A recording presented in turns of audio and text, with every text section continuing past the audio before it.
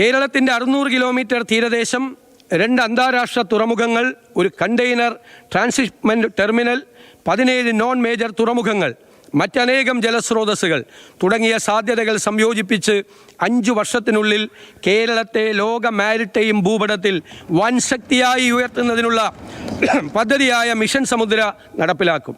കേരളത്തെ ഒരു പോർട്ട് സിറ്റിയായി വിഭാവനം ചെയ്ത് റോഡ്, സമുദ്രം, റെയിൽ, ഉൾനാടൻ ജലപാതകൾ, നിർമ്മാണ മേഖലകൾ, ഗ്രീൻഫീൽഡ് സിറ്റി എന്നിവയെല്ലാം ബന്ധിപ്പിച്ചുകൊണ്ടുള്ള മാരിടൈം സമ്പദ് വ്യവസ്ഥയിലേക്ക് കേരളത്തെ മാറ്റും.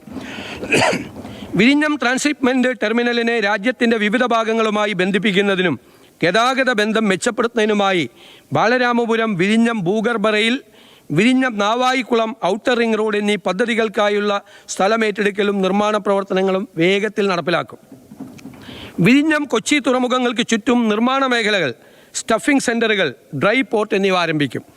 ആഗോള ഷിപ്പിംഗ് വ്യവസായം ഹരിത ഇന്ധനങ്ങളിലേക്ക് മാറിയ അവസരം പ്രയോജനപ്പെടുത്തി ഗ്രീൻ ബങ്കറിംഗ് സേവനം നൽകുന്ന ഇന്ത്യയിലെ ആദ്യ തുറമുഖമായി വിഴിഞ്ഞത്തെ ഉയർത്തും.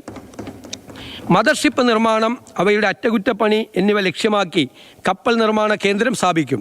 ഇതിനായി ആവശ്യമായ സ്ഥലം ഏറ്റെടുത്ത് അടിസ്ഥാന സൗകര്യ വികസനം ഉറപ്പാക്കും.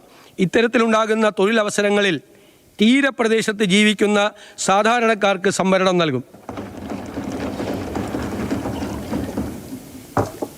സർ, സംസ്ഥാനത്തെ നിർണായകമായ 4 പ്രധാന നോൺ മേജർ തുറമുഖങ്ങളായ വിഴിഞ്ഞവും കോവളവും കൂടിയുള്ളത് കൊല്ലം, ബേപ്പൂർ, അഴീക്കൽ എന്നിവയുടെ വികസനത്തിനായും കടൽ വഴിയുള്ള ചരക്ക് ഗതാഗതത്തിനും മറ്റ് തുറമുഖ അധിഷ്ഠിത വ്യവസായങ്ങൾക്കും ലോജിസ്റ്റിക്സ്, കപ്പൽ അനുബന്ധ പ്രവർത്തനങ്ങൾക്കും മറ്റ് 13 നോൺ മേജർ തുറമുഖങ്ങളിലെ തുറമുഖ ഭൂമികൾ, കെട്ടിടങ്ങൾ, മറ്റ് ആസ്തികൾ പ്രയോജനപ്പെടുത്തി സ്വകാര്യ പങ്കാളിത്തത്തോടെ മാരിടൈം ടൂറിസം, ലോജിസ്റ്റിക്സ്, മാരിടൈം വ്യവസായം, മാരിടൈം നിയമവിദ്യാഭ്യാസം, മാരിടൈം മ്യൂസിയം എന്നിവ ഉൾപ്പെടുന്ന കേരള മാരിടൈം പോളിസി രൂപീകരിക്കും.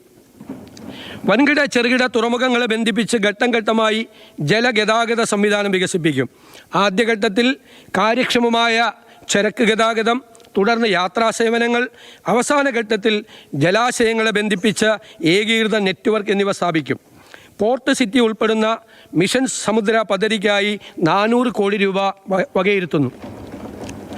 സർ, മാരിടൈം മ്യൂസിയം പുരാതന തുറമുഖമായ മുസിരീസ് മുതൽ പേരുകേട്ട ബേപ്പൂർ ഉരു നിർമ്മാതാക്കൾ വരെയും, കൊല്ലം ട്രേഡ് റൂട്ട് മുതൽ ആധുനിക കാലത്തെ വിഴിഞ്ഞം ആഴക്കടൽ തുറമുഖം വരെയും കേരളത്തിന് മാരിടൈം ചരിത്രത്തിൽ കേന്ദ്രസ്ഥാനമുണ്ട്.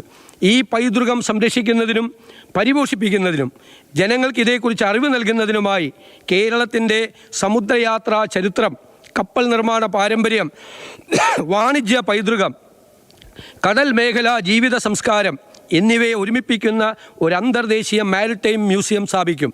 സംവേദനാത്മക പ്രദർശനങ്ങൾ, പൗരാണിക രേഖകളുടെ ശേഖരങ്ങൾ, ഗവേഷണ സൗകര്യങ്ങൾ എന്നിവ ഉൾപ്പെടുന്ന കേരള മാരിടൈം ടൂറിസത്തിൻ്റെ അടിത്തറയായിരിക്കും ഇത്.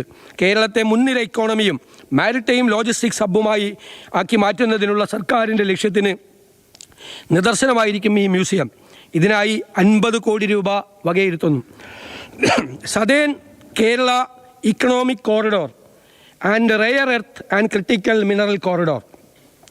ലോകോത്തരമായ വിഴിഞ്ഞത്തെ ആഴക്കടൽ തുറമുഖം തീരദേശത്തെ നിർണായകമായ ധാതു സമ്പത്ത്, അപൂർവ ധാതുക്കളുടെ നിക്ഷേപങ്ങൾ, ബഹിരാകാശ സാങ്കേതിക സ്ഥാപനങ്ങൾ, സമാനതകളില്ലാത്ത സാധ്യതകളുള്ള ഒരു ബ്ലൂ ഇക്കോണമി എന്നിങ്ങനെ സവിശേഷ ഘടകങ്ങൾ ഒത്തുചേരുന്ന തെക്കൻ ജില്ലകളാണ് തിരുവനന്തപുരവും കൊല്ലവും ആലപ്പുഴയും. ഈ 3 ജില്ലകളെയും തന്ത്രപരമായ ദേശീയ പ്രാധാന്യമുള്ള ഒരു ഏകീകൃത സാമ്പത്തിക മേഖലയായി യോജിപ്പിക്കുന്ന സതേൺ കേരള ഇക്കണോമിക് കോറിഡോർ സൃഷ്ടിക്കും.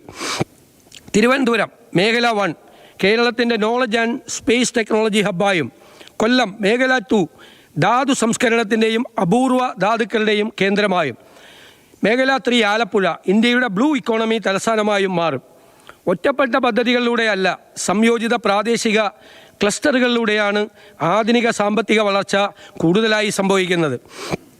ലോജിസ്റ്റിക്സ് സാങ്കേതികവിദ്യ, ഉൽപ്പാദനം, ഗവേഷണം, പ്രകൃതി വിഭവങ്ങൾ എന്നിവയെ ഒരൊറ്റ വികസന ചട്ടക്കൂടിലേക്ക് ബന്ധിപ്പിക്കുന്നതിലൂടെ ഈ ദക്ഷിണ കേരള സാമ്പത്തിക ഇടനാഴി ശക്തമായ ഒരു സമ്മിശ്ര സമ്പദ് വ്യവസ്ഥ സൃഷ്ടിക്കുകയും സ്വകാര്യ നിക്ഷേപം ആകർഷിക്കുകയും ഭാവിയിൽ കേരളത്തിൻ്റെ തന്നെ തന്ത്രപ്രധാനവും സമുദ്രബന്ധിതവുമായ വികസന മേഖലകളിൽ മുൻനിര സ്ഥാനത്ത് എത്തിക്കുന്നതിനും ഇത് സഹായകമാവും.